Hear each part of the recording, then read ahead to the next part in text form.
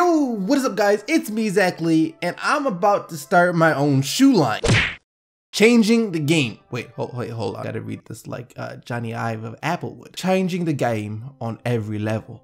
Lonzo Ball is ushering in a new paradigm on and off the court. The ZO2 Wet was meticulously developed at every stage. Debuting in a low-top court, the wet version of the ZO2 flies first class without compromise. Each pair of the ZO2 Wets will personally be autographed by Lonzo Ball and come with a clear acrylic enclosure with cool white LED lighting. Each pair shall include a certificate of authenticity and a tamper-evident hologram provided by Big Baller Brand, guaranteed by Big Baller Brand. This is a once-in-a-lifetime opportunity to own a piece of basketball history. No refunds or exchanges. $995. How much is the regular pair? $495. I can't believe these shoes are nearly $500. Look at them. They don't look anything close to a $500 shoe. Here's what most of the videos I saw on BBB's first shoe said, but not this video. Why? Because I get it. I see why they did it and I'm not mad at them. Now, is this shoe anything special to look at? No, not really. It's not a bad looking shoe, not my particularly favorite colorway, but still the overall design of the shoe, even if it is fairly reminiscent of a pair of Kobe's, isn't too bad.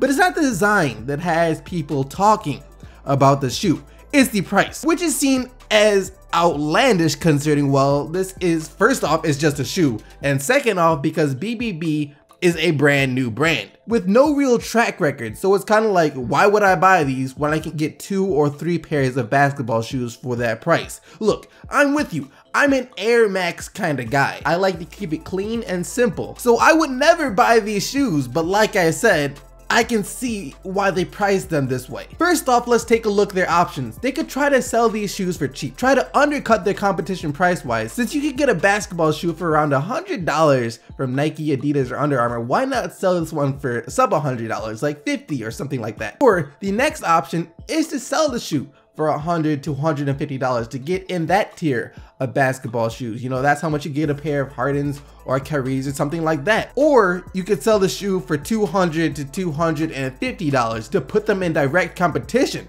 with Kobe's, LeBron's, Jordan's, you know, the highest tier of basketball shoes. Coming into it, those were the most realistic options. Except there is a major problem with all 3 of those options. For the first one, selling the shoe for cheap, a sub $100 basketball shoe, it's been tried before. Let's not forget about Stephon Marbury's attempt at trying to make an affordable basketball shoe, the Starburys.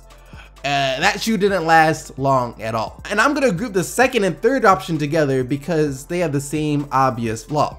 Put them in direct competition with other basketball shoes ranging from $100 to $250 and no one buys them, or not as many people buy them, even though not many people are gonna buy them in the first place. Nike, Adidas, and Under Armour have a stranglehold on that market. They are known as the go-tos for whenever you want a shoe in that price range. So competing with them right off the bat is basically suicide in the business world. So for an independent company trying to break into the market, the only option left was to test a new tier, something that no one has really done before. And I guess their market research showed that the $500 tier would be the best to start with. I mean, there is no competition at all really in that price range for athletic shoes.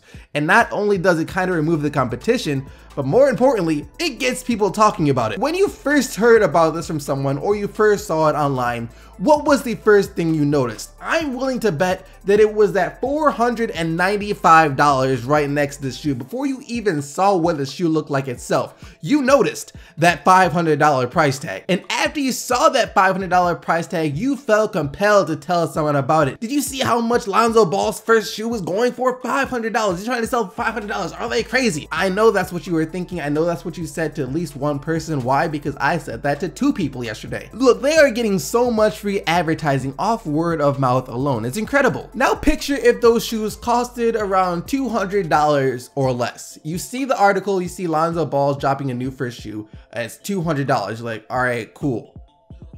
And no one would think twice about it. There will not be nearly as much free publicity. No one will buy the shoe.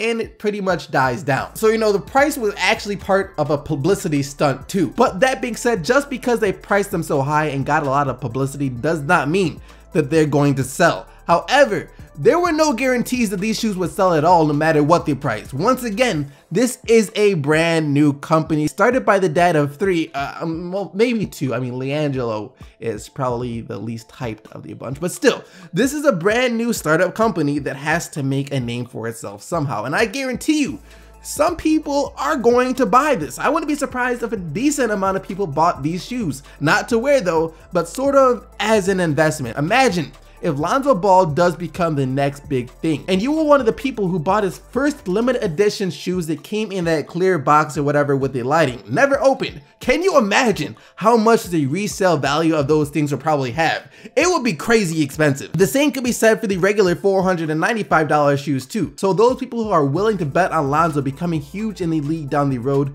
they're gonna buy them. And with the way these things are priced, they don't need to sell a whole lot of them to make a decent profit. I don't know about any licensing fees or how much it costs them to make the shoes or anything, but I'd imagine that all of that doesn't total anywhere near $495. So even if they don't sell a lot, they can still make a decent amount of money, enough to keep the business alive. And that's really why the shoe costs so much. But for real, what did we expect? I mean, the brand is called Big Baller Brand, implying that the shoe is for big ballers, not average ballers or below average ballers, only for people who are big ballers and have some extra money to spend. And overall, I am just ecstatic that they did not call the shoes balls. What was it exactly that Bradley Beal said during an interview before the series even started? When talking about the beef these two teams had coming into the second round, he said something along the lines of, "We're gonna keep it clean." And then before the game, he said that they're gonna start playing dirty, but still keep it clean. This series has been anything but clean so far. I mean, there's been an incident every single game, and in most games, more than one incident. Game 1, Isaiah Thomas loses a tooth and Markieff Morris loses an ankle. Game 2, Morris confronts Horford, throws him out of bounds. Then Isaiah gives Porter a bloody nose. Then Morris confronts Isaiah.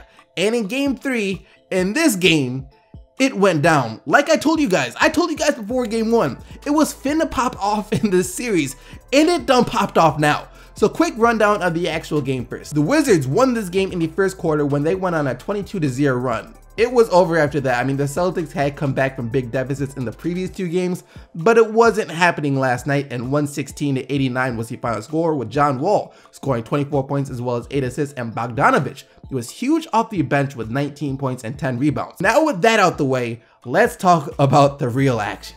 So, Kelly Olynyk doesn't have a reputation as the cleanest player in the NBA. And yesterday, it seemed like he was getting under Oubre's skin. You know, just doing the little things, a little extra contact here and there, until Oubre felt like it was a bit more than just a little extra contact when he hit the floor hard on an Olynyk screen. And he had enough. And the ref must have seen it coming too, because he tried to get in front of Olynyk right after it happened, but all Oubre could see was red. So with the ref right there at all, he shoved Olynyk to the ground. Kelly hops up, a bunch of players gather around, things get a bit dicey, texts given out left and right, and Oubre gets a flagrant foul too and is ejected from the game. That was the main thing. And then the saga of Jennings and Rozier continued last night as well. And I just want to say, Jennings really thinks he is slick and that no one can see what he is doing, which I find hilarious. This guy is such an instigator. Him and Rozier get into it a couple of times in the game actually, and the second time, they both started complaining to the officials that it wasn't them, they did nothing, and it was all the other guy who was starting everything, which gets both of them their second tech, and they both get ejected from the game as well. Also, both of the head coaches get techs in this game too. But overall, I guess the series is being kept extremely clean, and I'm loving it. This is without a doubt the series that is getting the least amount of attention in the second round. I think everyone predicted the Warriors winning at least the first 2 games at home. Game 3 could be more interesting since it will be in Utah, but this game, not so much. Kind of similar to the Celtics Wizards game in the sense that it was pretty much over in the first quarter when Golden State built a 33-15 lead. But to Utah's credit, they did stabilize a bit and stayed just within striking distance the rest of the way. But at the same time, they never got too close, and 115-104 104 was the final score, with Draymond Green having the hot hand for the Warriors last night. You know, whenever he's hot, that's just a headache that you don't want to deal with because you already have to give Curry, Durant, and Clay so much attention. Green had 21 points, hitting 5 of his 8 3-point attempts, as well as grabbing 7 rebounds, 6 assists, and 4 steals. KD was 0-4 from deep, but still had 25 points, 11 rebounds, and 7 assists, and Curry, like Green, was 5 of 8 from deep for 23 points, as well as 7 assists. Gordon Hayward had 33 points, and Gobert had 16 points and 16 rebounds for the Jazz. Yesterday, after DeMar DeRozan said he'd give $100 to anyone that can help them stop LeBron, I asked you guys how you would stop him, and really a majority of the comments said one of two things. Something like the only way to stop LeBron is to injure him, or something like you can't stop LeBron. Both being pretty accurate. Now, I don't endorse the injuring of any NBA player, but technically speaking, that is a way to stop him. That being said though, even doing that wouldn't be so simple. LeBron has never been seriously injured his entire career. But then there was also this comment. The only guy that actually locked down LeBron was Prime Kobe. Prime Kobe made LeBron shoot 25% field goals when they were isolating. Please don't be angry at me, Cavs fans. I'm just telling the truth. I know LeBron is a better player than Kobe, but when they were guarding each other, Kobe shot 55% and LeBron shot 25%. I can't see why anyone would get mad at you, bro. You spat some facts. You can't get mad at actual facts. So it looks like the answer is to build a time machine and bring back Prime Kobe. And that's going to lead us to today's question of the day, which is, what do you guys think about Lonzo Ball's shoe? The price, do you agree or do you disagree with it? Just let me hear your thoughts down in the comment section below. And that wraps up all the action for the day 20 recap of the 2017 NBA playoffs. And now it's time to get into the player of the day.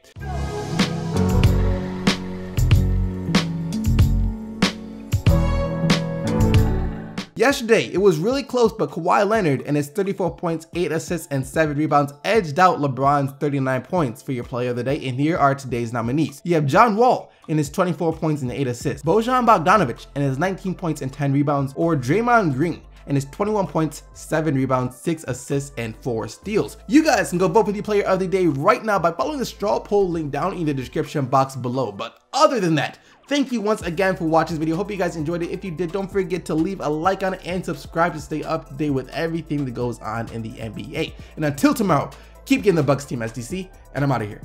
Peace!